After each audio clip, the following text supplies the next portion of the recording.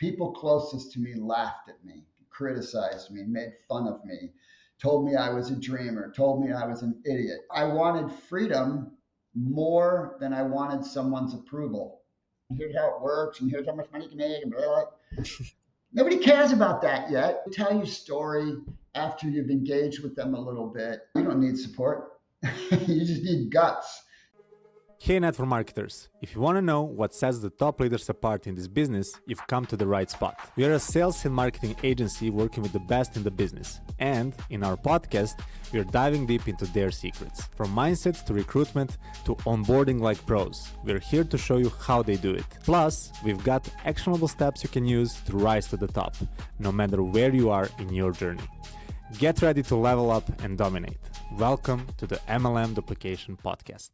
Our today guest is Mr. Todd Burrier, and he has been a leader in the network marketing industry for over 28 years. He has a degree in economics from the University of Maryland, and later on he got an MBA from Mount St. Mary and finished at the top of his class. He also wrote 6 books, and in all those books he teaches a step-by-step process that anyone can follow if they want to develop an income stream from home and live a happier, more fulfilling life. And today we're going to cover all those steps and his journey in general. So welcome to our podcast, Todd. And just to start off, your story is very interesting because you are an introvert. And network marketing career seems to be filled by extroverts. So can you tell us, how do you feel about that? And so you're the proof that introverts can also go and conquer this industry. Being an introvert made it a lot harder for me to start. And I've actually been in the industry now 35 years and 28 years with what I'm currently doing. It certainly made it hard to engage someone. I mean, there are advantages to being an extrovert. There's advantages to being an introvert. There's also drawbacks, right? I believe that your personality is a blessing and a curse depending on your level of personal development.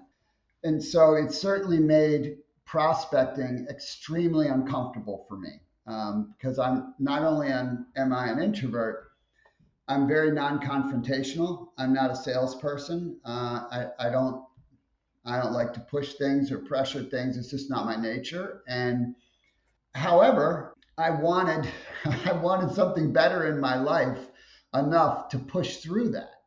And the flip side of that is that, as an introvert, I'm more likely to listen to someone, which is it's one of the most important skills you can have. And so I understood when I got to a place where I could understand these kinds of things. At first, it's just uncomfortable. You don't know what's going on. But I understood, once I can get to a conversation where the actual that's where my strength is, because I'm going to focus on the other person. I'm not going to be, trying to just pour information in their head and run my mouth. I'm going to listen. I'm going to ask questions and listen. And so it was really about figuring out how to comfortably do what I call the front side of the work, which is make the initial contact and set up an appointment, right? That was the thing. And, in my early days, I was taught the classic tactics, the scripts, and I'm not that guy, it was not me. It was inauthentic. And so it took me a little while, to figure out that to make myself comfortable, I didn't focus on myself being comfortable. I focused on making the other person comfortable. And so I developed a way of contacting and a way of making an initial approach where I totally took the pressure off the other person.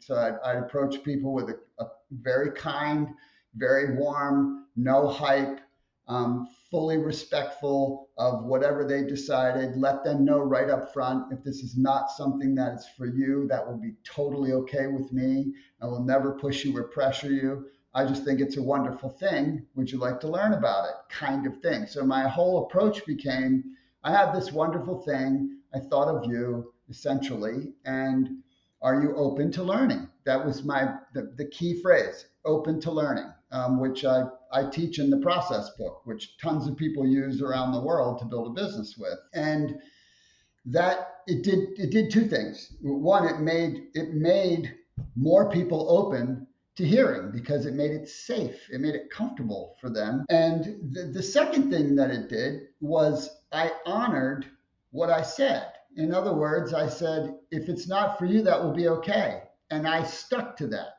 always. And whereas classically, right, lots of people who don't like network marketing, it's not because they didn't think it was a good idea at one time. It's because somebody turned them off with how they were handled. They got pushed, they got pressured. Or, they got into something hoping they could get rich overnight and realize that wasn't going to happen. And they don't want to blame themselves, but it's usually that they didn't like the network marketer. It's not that they didn't like the idea, but then they lump it all in, right? They say, oh, well, it's just that it's like this. And so many times people's list shrinks, right? They contact 20 people and now they can never talk to those 20 people again. Whereas the way I teach and the way I worked, I never put business before a relationship. And so my list never got smaller. I could always circle back and talk to someone out again, and they would be comfortable because they trusted that I would do what I said I would do. And so, whereas, someone who is not behaving that way, they make an initial contact or they have a first conversation with someone, they handle that poorly, and the follow-up or however they do it, they apply pressure, they try to push, they try to close, and all these things. And the other person feels like they've won when they say no, right? It's a victory. And for me, I didn't operate that way. So when I let it be okay that they say no, they walk away scratching their head like, did I just miss something? Well, I wonder what's really happening here. Maybe there is something there. And so the longer you are doing something, the more credible you are in doing it. And so, not to mention, that's a whole nother issue, right? Is people have been approached by someone who told them this was going to be the greatest thing ever, and 2 weeks later they're doing something else. and so when I would circle back in 6 months to someone that I had made an initial approach to, they were more interested in talking to me because now it's 6 months later or a year later. Or I sponsored many people in my career after the seventh time I talked to them, maybe 5 years later, because the door was always open. So I know I'm answering the question in a long way, but it's how I answer questions. What I did was focus on making someone else comfortable, and that made me comfortable. It was a great answer. And, we see that what you told us, basically scripts and pushing is probably the number one thing that makes a bad rep for network marketers. That, and probably like not targeting people who are ready to do stuff like that. So you mentioned that you have your own approach and that it's about building relationships. So do you have some specific advice, like how people should contact others and, maybe some warm leads or people they know, and how to contact people that don't know with this approach and just to create this initial contact? So with someone the easiest way to approach somebody right? Well, there's a couple of really easy ways. But the easiest is you have a core group of people that you know enough about them to know struggles or challenges. So let's say it's a business opportunity, right? A product approach is relatively easy. We do this naturally, right? If I like this pen. Hey, I got to tell you about this pen I found because I know you like pens, right? That's pretty normal.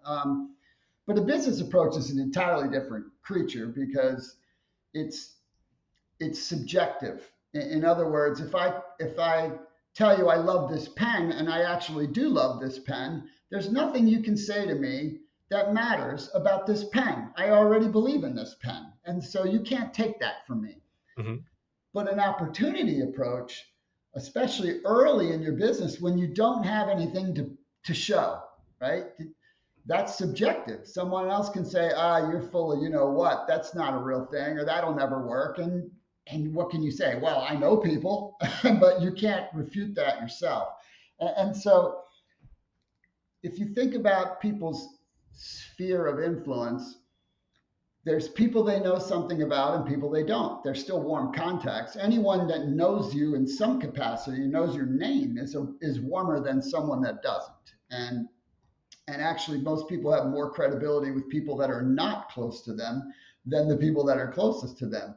But a really simple approach is, I remember you saying, right? So anyone that you know has at some point expressed a challenge with money, a challenge with career, a challenge with something. And it's very easy to go, I remember you saying, because it's a direct connection. It's making a connection. And then say, I found this really cool thing. I thought of you. You're the kind of person I'd love to work with. It might not be for you. And that is totally cool. But would you like to learn about it? Because I think it's really awesome. I mean, that's just normal. So I teach to be yourself, right? Not to try to be like anybody else. So that's it. That would be a classic warm approach. But another kind of warm approach is something as simple as, I got to tell you what I found. That's a little bit more enthusiastic approach. And then when someone's like, well, what? Because that's going to lead to, well, what? And then you have to be prepared with a tiny story. It's like, I don't know if you know, but this was going on in my life, and I've been looking for something to kind of fix that. And I found this really cool situation a friend introduced me to. I investigated it, and it's something I'm going to work with. And, I remember you as either A, having a struggle, or B, as being this kind of person, like, a good person, a kind person, a hard worker, whatever connector you're going to make. Maybe it's up your alley, maybe it's not. I don't know what your life is like right now. I don't know your timing, but would you like to learn about it? So again, instead of dancing, you nicely and gently take the pressure off, and then ask, are you open to learning? And if the answer is no, that's the end of it. But most people are open to learning. People don't like to say they're not open. Yeah. That's why you never use the words, are you interested? How can someone be interested? They don't know anything about it. So it's better to ask if they're open. It's easy for someone to say, I'm not interested. It's not easy for someone to say, I'm not open, because then they're saying something about themselves. So that's a little bit about the warm. Again, we could talk about this for 2 hours, right? So it's just this specific piece. Yeah, I was just thinking about that. Yeah. And then people that you don't know, you'd have to, I'd say, qualify that a little bit, because there's a lot of different ways that could happen. Mm-hmm.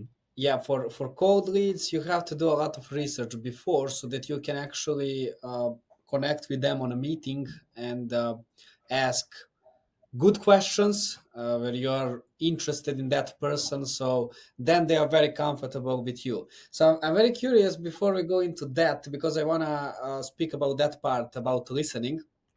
Who got you to join their team? And how was at the beginning for you as an introvert to go on a meeting with someone, learn about the opportunity to join, and what was your motivation to join? So my very first motivation, right, what got me into the industry in 1989, which is crazy to think about how long ago that was I had been laid off from a couple of different jobs over a 4-year period of time. And neither of those situations were performance based. It wasn't because I wasn't performing. It was a situation, it was a market situation that, to simplify it, that eliminated the need for my position or made it not viable in that in that time, and which were wonderful things that happened to me in both cases. After the first one that happened, I met my wife as a result of that. I never would have met her, and that's a whole nother story that I talk about in Three Circles Living. But the second time was a, we'll call it pull up my big boy pants time from my life, because not only was I an introvert, I have very low self-esteem. That's something that's never left. I've just built on top of it, and I ignore it most of the time. But I didn't think anything good could happen for me. I mean, that's the kind of person that I was, and I grew up in a poverty mindset household. We didn't have much, and I never imagined making money. That was never a thing. I wasn't ambitious in that way because I never imagined I could. And I just didn't think anything good would happen for me. And so when that second situation occurred, I was recently married and my wife was pregnant. And it was a tipping point in my life, because I won't say the day I got laid off, I was like, oh boy, I'm going to go do something else, right? I mean, I was not very happy for a few days. But it was like, I'm never going to let this happen to me again. I'm going to figure out a way to have more control. And so I started looking at ways to have freedom. Freedom was my driving value at that time. I wanted to be free from the control of someone else dictating what happened to me, and correspondingly what would happen to my family, right? And so I interviewed for a lot of high-level sales jobs, like in high-level life insurance and the stock market, because I could get the interviews. But they wouldn't hire me because I would end up taking a sales aptitude test, right? Because that's what they did. They made you take a test, and I'd take the test and they'd be like, you're a nice guy, but you're not a salesperson, right?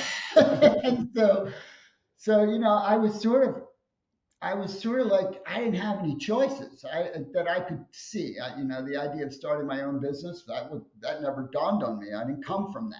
And I didn't have any money anyway, or any ideas. And so I answered an ad in a newspaper in 1989. And some guy from California sent me a bunch of videos and told me I would do super well and I could get rich and my life would be great. And I believed it.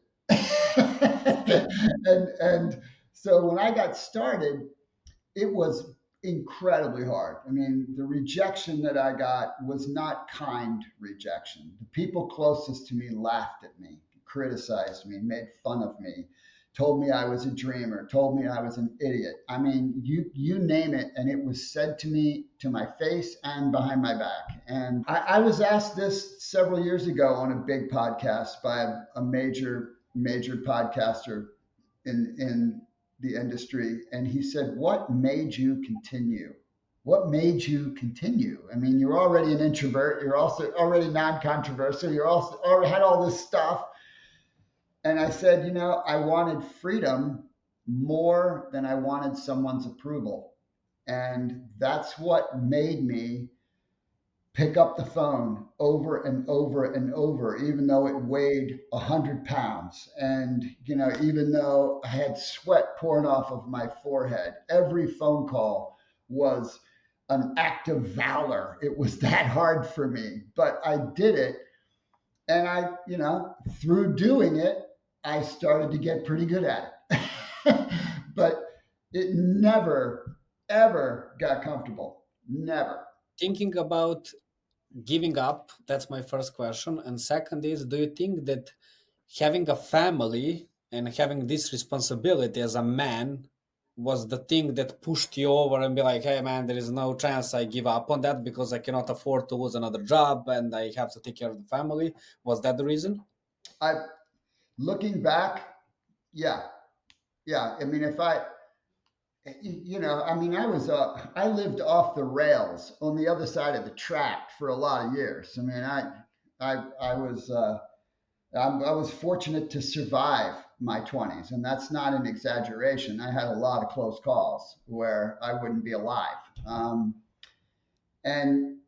But having a family, it was about being responsible for somebody else. and not myself. If it was just about me, I probably would have quit in the first week and went and tended bar, because I could do that. but but no, that was certainly a big driver for me. Were they support? Was your wife supportive? Yes, my wife has always been my biggest cheerleader. Always. That is awesome to hear. That is awesome to hear, because how do you think partner or family plays a role in a network marketer's life? For example, if they are starting out and they have this burning desire or whatever, like they want to look for freedom or whatever, but as you mentioned, if you live on your own, you don't need much. We as guys are usually like that. But when you have a responsibility of taking care of someone else, you want them to have the best life, and you feel responsible to give it to them. So what would you say to network marketers who don't have supportive family, or do you think that's necessary? Um, is it necessary? No, because my wife was never a part of it, right? She was never involved, really. But this is going to be a hard answer, meaning it's going to be hard for somebody to hear. But if you don't have support from your spouse, there's a problem with your marriage. That's just the bottom line. You have bigger problems than your business. You have the ultimate problem, because a true relationship is supportive and they want what's best for the other. And you know, you're not behaving, especially the majority of network marketing people, they don't walk away from a job to start it. I mean, they started on the side. Yeah. And so as long as you're taking care of your responsibilities for your family, if your spouse is not supportive, you have a much bigger problem. That's just the bottom line. You have a significant relationship problem that needs to be addressed. And I mean, I don't know how else to say it, but I've been in the industry a long time. I've worked with a lot of people, and I've seen this situation where one spouse is not supportive and is more than not supportive, is trying to tear the other person down while they're trying to do it. That's a relationship problem. That's not a business problem. And That's so that's a separate issue that needs to be addressed. That's the way I look at it. But having said all that, no, you don't need support. You just need guts. You need will. You need desire. And you need to just say, okay, well, this is another person doesn't believe I can do it, but I'm going to do it anyway. That's what you have to do. I mean, that's what you have to do anything, because whether you have spousal support or not, I don't care what you're trying to do. If it's outside of the box that someone else has put themselves in, they're going to think that it's crazy. Yeah. I have one question. It's about this belief part. Like you mentioned that, the network marketing is an idea, like a lot of people believe in it. Like when you see the compensation plans, all that, like it makes sense. You know that you're going to be paid, and the belief, then it's in you to achieve it, right? So for people that doesn't happen from the get-go, that they see the results, like how can they keep believing in themselves? And what would be your advice to keep going, or at some point to evaluate and say, okay, maybe this is not for me? And just to add, because that was also my question. Yeah. It comes because they start very motivated, because it's a new thing, new shiny thing, everything is nice, they heard great things, but then they did, like, I don't know, a couple of calls, people were negative and stuff like that, and then maybe they are in the industry like for a couple of months, and then they don't have also support from their family or whatever, they want them to do the regular job. What they should do, because in their whole being they believe this is the right opportunity, but how to keep this motivation to keep doing those calls even when everyone rejects you and is negative about it? Yeah, which is a common problem, right? Yeah. I mean, it's matter of fact, it's not just a common problem. Part It of it. is it's the path, right? And it would be the path of anything. If you were anything that you are doing that's self-initiated is going to be the path. Most people are not going to say yes. Most people are going to question you, and you have multiple aspects at play at the same time. One, you have your own belief in yourself you have to deal with because you are taking on something you've never done before. So you don't have any proof in the thing that you can do it, right? Even though at its core, it's a very simple business. Fundamentally, anybody can do it. And that's a fact. It's not, I mean, it's just a process. That's all it is. It's a process. And you do it enough and it works.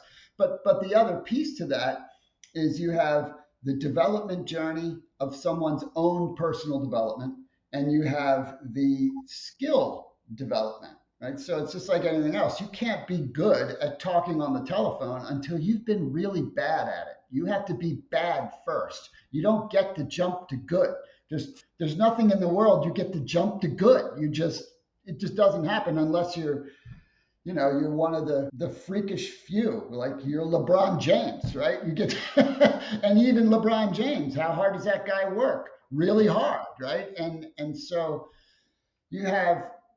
this is where mentors come into play, and someone good who cares about you, that can be an encouraging voice for you, someone that can provide some insight and be empathic and say, look, this is the path. This is, as you probably know, too many people who accomplish tell the story about their great accomplishments. They don't tell the real story. They don't, they want you to think they were an overnight success when there's no such thing, right? I mean, it's like you work hard for 8 years and suddenly you're an overnight success. So from a practical standpoint, right, how to cultivate that, right, which I actually teach how to cultivate that in 3 Circles Living, and in general, self-belief and belief in building something are separate and together. And so you have to take the time to invest in developing yourself as a human being, because you have to prove to yourself you're worth investing in. And so you got to read good stuff. You've got to listen to good things. You've got to be purposeful. That everybody who's doing anything that requires any initiative should be doing that every day, at least 15 or 20 minutes of that every day. And then you've got to work at your skill. You have to recognize that in order to get good in a presentation, you got to do a bunch of them. In order to get good in making a phone call, you have to do a bunch of them. And then you also, you have to understand the reality of the numbers. And this probably is, from an industry standpoint, is probably one of the areas that there's just not enough truth told. Is you got to talk to a lot of people. There's just no way around it. You see lots of programs that say, well, you only got to get 2 people. No, you don't. That's a lie. You got to get a bunch of people to get 2 people. And even those 2 people might not be the 2 people. And so you have to understand that if you recognize that everything in the world is mathematics, everything, there's nothing that's not math. It's just math. Now, your math might be different than my math. My math now is much different than it was when I started. When I reach out to somebody now, more people will talk to me than used to. And more people will take a step than used to, right? That's normal. That's the course of development. But the point is, that's not how I built my business. I built my business by having to talk to a lot of people to get to somebody to even sit down with me. And then I had to sit down with a lot of people to get someone to even sign up. That's what you have to go through if you want the lifestyle that this affords, right? But it's true for anything, right? If someone spent $50,000 to open a coffee shop, they're not going to quit in the first week because there's not enough customers. They're going to do whatever they got to do. They're going to live there if they have to. And it's that mentality. Belief comes through action, but it also comes through an investment in self. And so it's just the process of what needs to happen. And it needs to be told to someone when they get started. Here's how it's going to look. That's my next question. Do you think it's a must when you recruit someone that you tell them, hey, listen, first couple of months will be rough. People will reject you. They will say negative things about this. It's a normal path. You have to get through that. And I have a feeling that many people don't tell you that. They tell you these shiny things. Oh, you will do this, you recruit 5 people, they recruit this, and it's like the magic happens. And it's not like that. This is as hard business as any business, basically, because you have to build a lot and do a lot of stuff. But many people don't realize this. Would you say that's the case? 100%. I completely agree with you. And yes, you have to prepare people. Now again, I teach I teach a style that greatly reduces the way you get rejected. Greatly reduces, right? And because someone saying no, that's their right.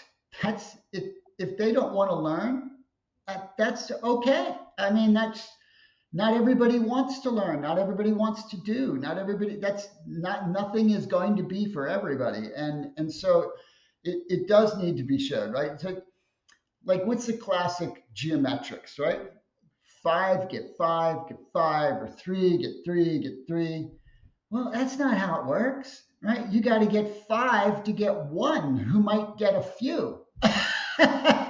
When you get a whole bunch, you'll get some people that get a lot. I mean, that is the way it works. And you have to be willing to invest in others. And I think this is another mindset thing that I teach in my organization.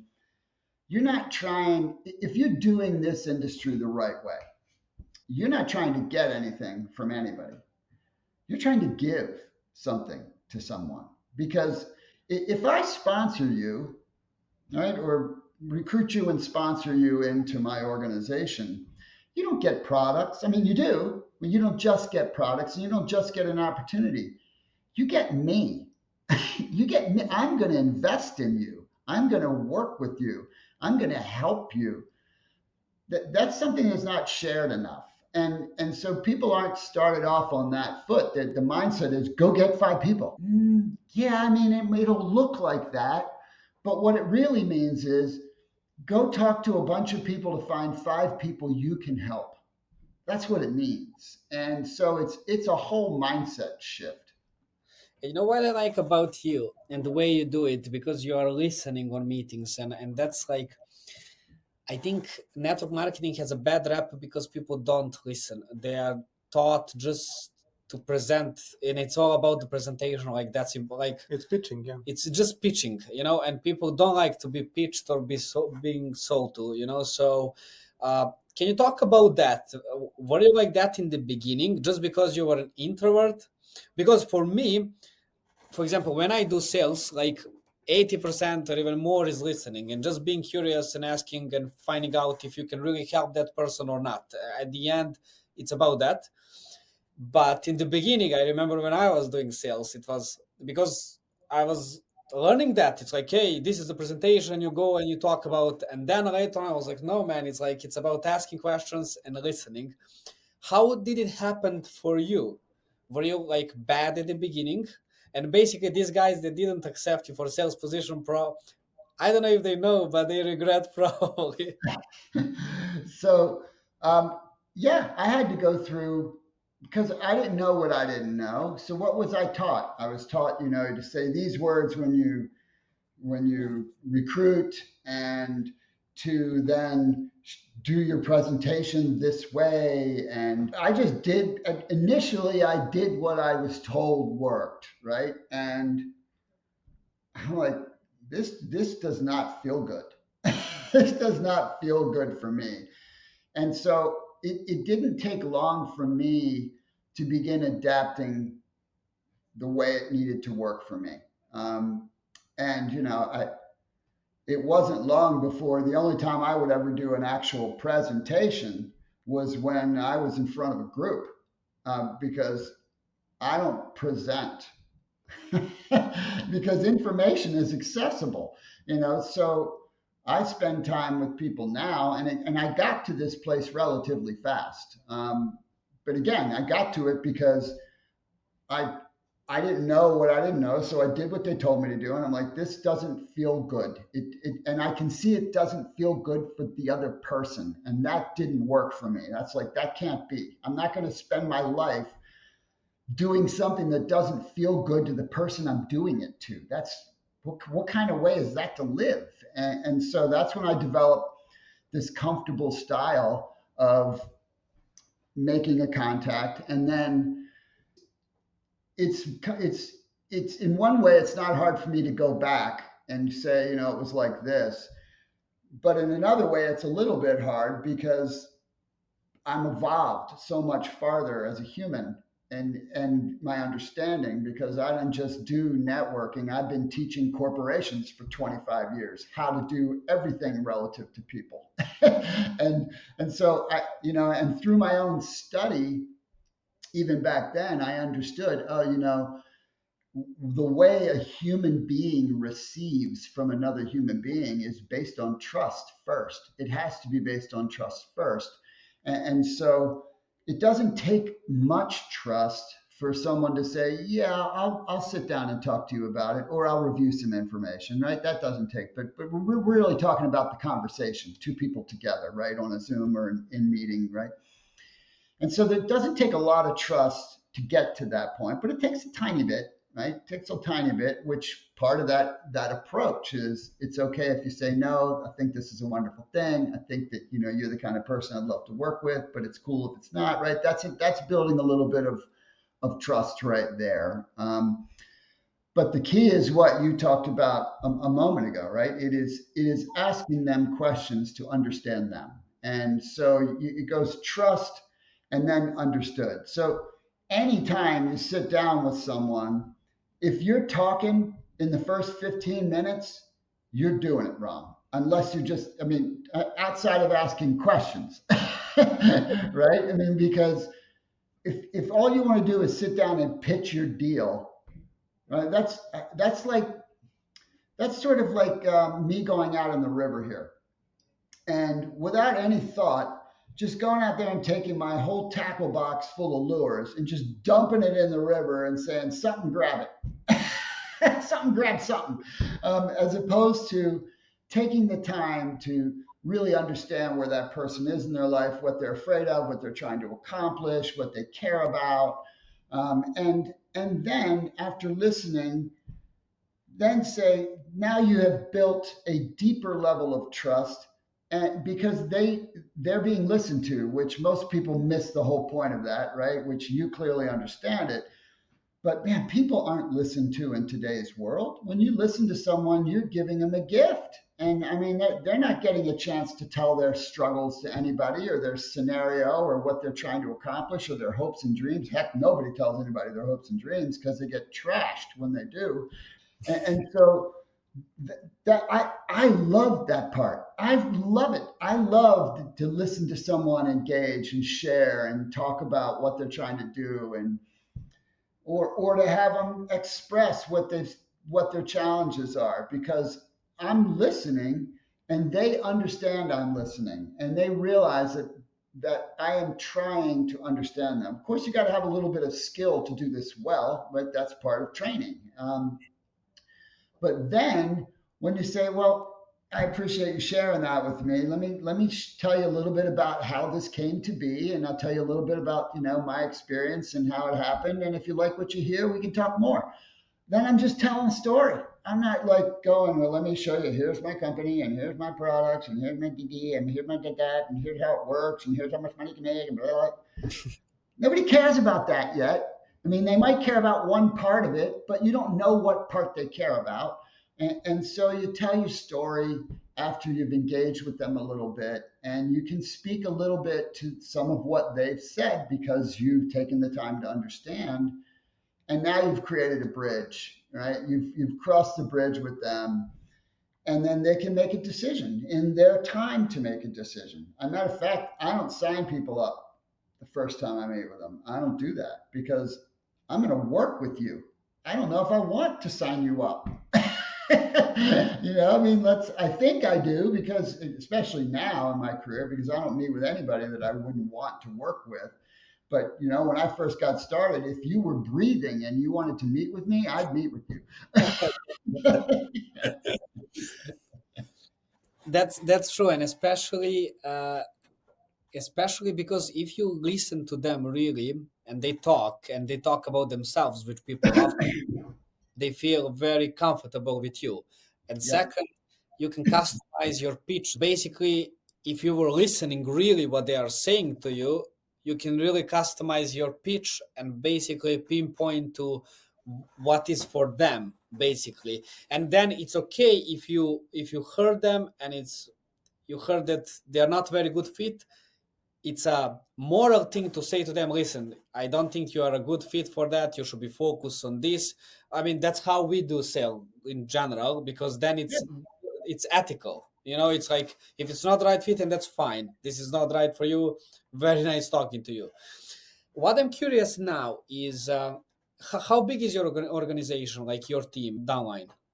Do you know the number, or approximately? Yeah, now several thousand, but I don't know, several thousand. And how do you now manage your team, or in general, what would you say if someone comes to the certain level, then you have different, like, people don't liking each other, they have new strategies there, and everyone has an opinion. How do you deal with that? And what's the best approach for leaders to deal with these changes when they grow? No, you are opening up a can of worms on this one, right? So I probably am a little different than other leaders. I do not force people to do anything. I do not force them to work a certain way, except, and I don't force anything. I just create an environment where if you don't operate the way, culturally, the way where you handle people properly, you're not going to want to be in my organization. But I understand that, this isn't 1992. This is 2024. And when I first got started, I had one tool. I had a phone that was attached to a cord that was attached to a box, right? That sat on my desk. That was my tool. Uh, Nowadays you can work the business in so many different ways. And so I teach fundamentals, right? So I teach the fundamentals of treating people properly and the fundamentals of a process. The process is simple.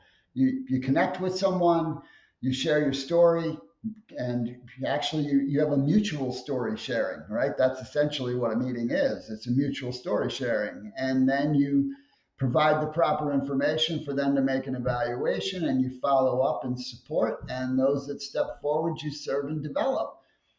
But from a leadership perspective, I know that there are so many different ways to build something, and who am I to say that your way isn't going to work? Now if it's something like completely out in left field, I might say, I've never seen that work before, but if you want to do that, go for it. or, you can do that if you want, but you might want to consider working the fundamental way at the same time while you experiment. But I don't, I'm a servant leader. That is how I operate. And I believe in growing and developing people. I just I don't have those kinds of issues in my organization. I've very rarely had them. And because usually when you have those kinds of issues, they are power based or ego based. And, if there's a clash, it's because of ego or power. And I don't play to either one. And serving is not about either one. And so I want leaders to stand on their own. And if they have a way they want to work it, I'm going to support that. I'm not going to say, well, you got to do it my way. I don't believe in that. They're adults, just like I don't like someone telling me what to do, so I'm not going to tell them what to do. I'm going to certainly share my experience and my wisdom and help and support and coach them along the way. But you shouldn't have, a matter of fact, if there is bickering or challenges in a network among leadership, now you're missing the whole point. You're turning this into something that it's not. And this is this isn't about that, right? This is about helping people and building a life that you want. That's what it's really about at its core. And people do this for all kinds of different reasons, right? I did it to start with for freedom. Then I continued to do it because of the impact it was making for my family. And now I do it because it's one of the greatest ways to serve.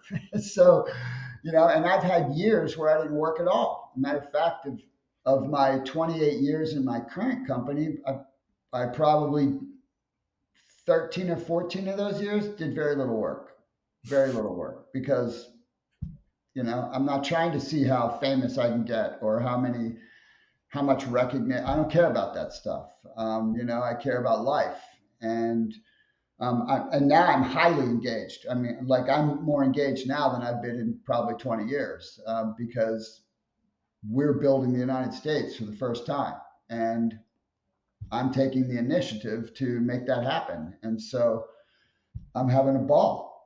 What does it feel being back at it? And Uh, is it different now than 20 years ago? yes, it's so much easier. So much easier because let me give you an example. When I first started in 1989, in order for me to besides doing a one-on-one, right?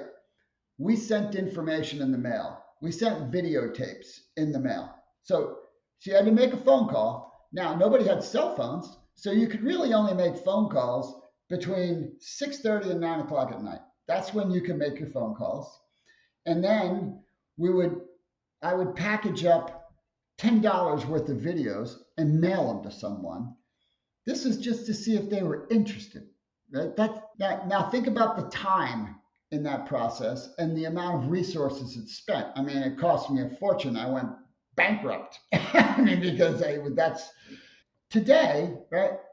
I can voice text someone to set up a phone call. The voice text takes me 10 seconds. The phone call takes me a couple minutes, depending on what I'm doing. Right. So if I'm talking to someone about maybe one of our product programs, that's a short conversation with then I push of a button and send them information that they get instantaneously, and it costs me very little money and very little time.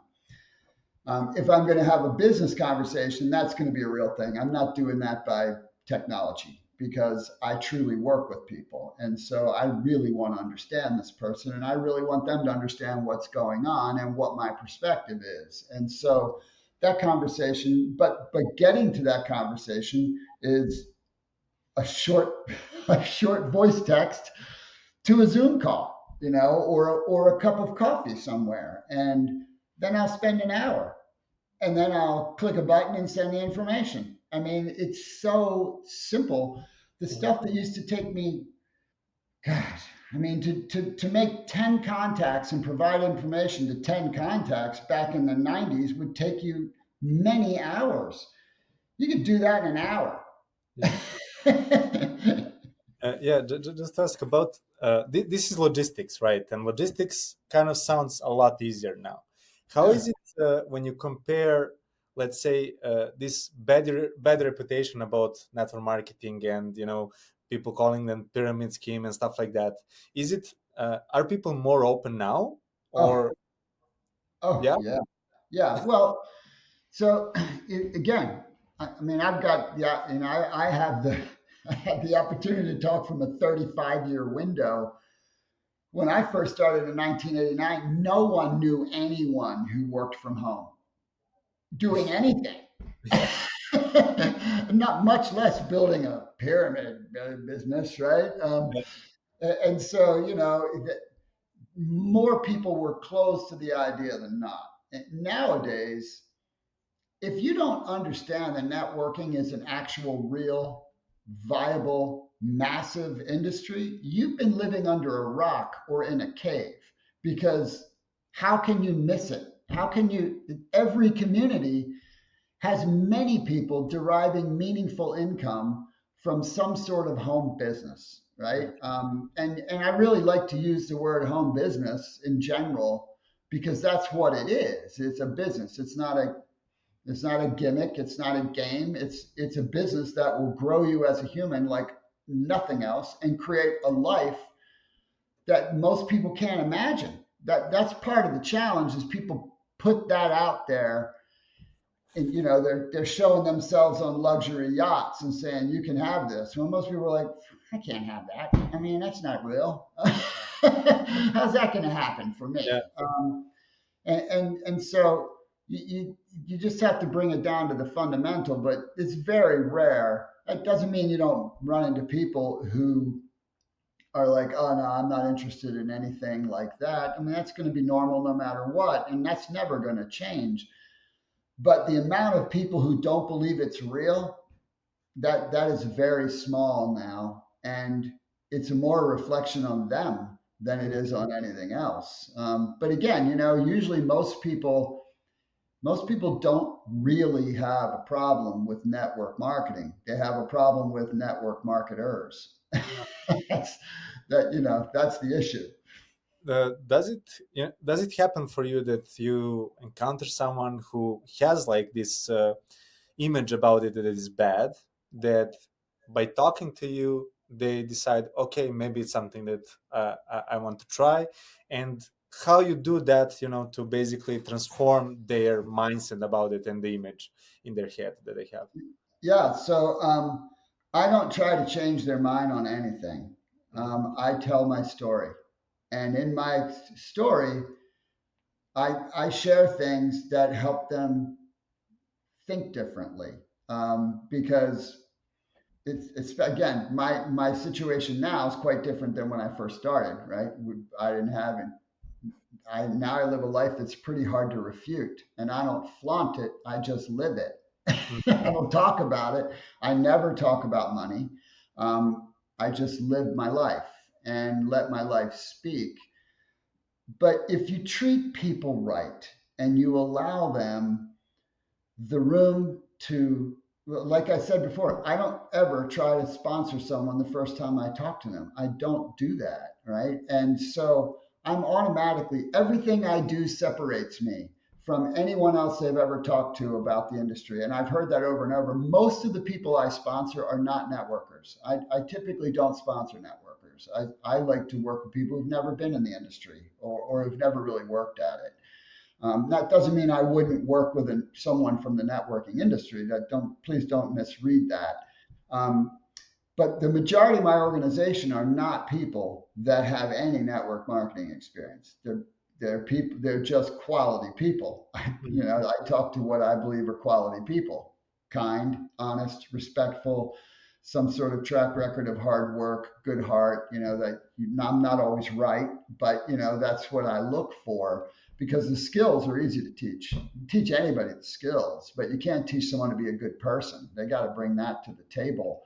But it's really the behavior that changes it. Now, again, I'm very fortunate. I work in a very unique company, and I might not be in any other network marketing company. I mean, I certainly never will be. And I had many, many opportunities years ago to go be the founding distributor, or the master distributor, or I had many of those, offered a lot of lucrative offers, and I never even entertained them, because if it doesn't fit my value system, you can forget about it. I don't do anything for money. I do things that are congruent with what I believe in. And the company I'm with, and that I've been with for 28 years, I'm with them because they operate exactly according to my value system, which is helping others first. And they literally model that. And so in my situation, I'm fortunate to have something that looks different anyway. And so, but whether it looked different or not wouldn't matter if the behavior was wrong, because the behavior is what people experience first, right? It is, Maya Angelou said it the best it can be said. People are never going to remember what you say. They're only going to remember how you made them feel. And when people have engaged with someone in my organization and the way we do business, it's a good experience for them. And whatever they decide is fine. But they walk away with, that was a good experience. And then the follow through is, if it's not for you, that's fine. No pressure. Here to serve you, here to support you, here to answer your questions. And so it doesn't feel like a past experience where it's, you got to get in. We're going into momentum. We're going to do this. You're going to get rich. You know what I'm talking about. That's such a disservice to what is such a true at its core. Networking done at its core, in my opinion, not only is a brilliant business model, because it is, and I mean, I understood it was a brilliant model when I was in college, because when I first learned that, that's brilliant. I mean, that is to share the revenue and create a distribution model where word of mouth drives it when it's what drives everything anyway. That's just smart. But there are, just like in all fields, there are too many, I shouldn't say there's too many, but there is enough bad actors, right? It doesn't take that many. It only takes a few bad actors to put a lot of poison in the soup, so to speak. There's a lot of good companies. There's a lot of great people.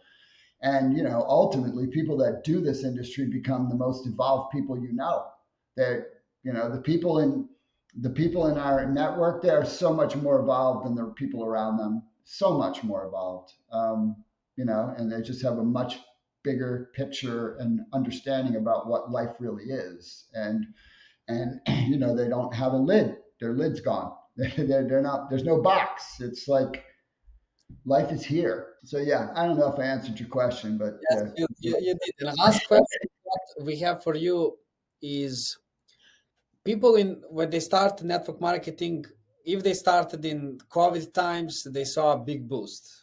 And now everyone is down and saying like the industry is in crisis. What are your thoughts on that? And where do you see this industry going forward in the next, let's say, 5 to 10 years? I think it's more, so the perspective on the first one is, I don't see that.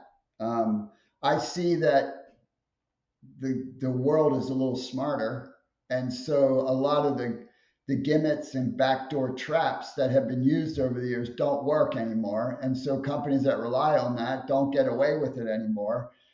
If you're not built on true product fundamentals and you're not really providing significant value, then you shouldn't be in business. And it doesn't matter if you're a network or you're a store.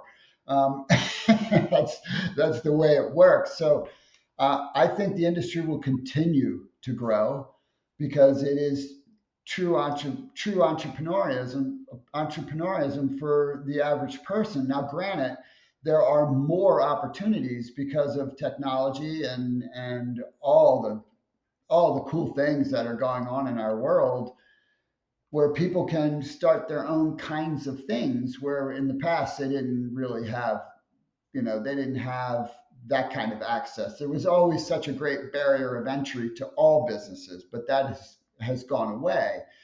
And so networking now has more competition from someone's ability to start anything than it used to. Because if you think about it, that's what you compete with.